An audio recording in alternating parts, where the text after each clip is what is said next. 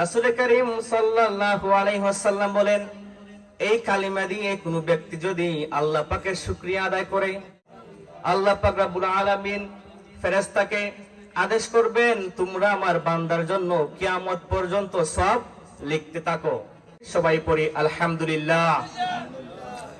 আমরা সবাই পড়ছি আল্লাহু আকবার কাবীরা, আলহামদুলিল্লাহি কাসীরা, সুবহানাল্লাহি বুকরাতাও ওয়া আসীলা, সুবহানাল্লাহি ওয়া বিহামদিহি আদাদা খালকিহি ওয়া রিদা নাফসিহি ওয়া জিনাতা আরশিহি ওয়া মিদাদা কালিমাতিহি।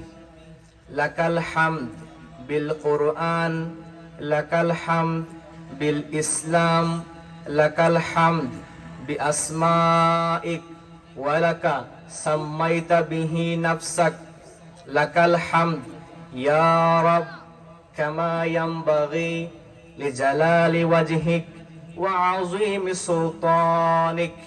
তাহলে আমরা আল্লাহ পাকের এই সমস্ত কালিমা দিয়ে, বাক্য দিয়ে বেশি বেশি শুকরিয়া জ্ঞাপন করব।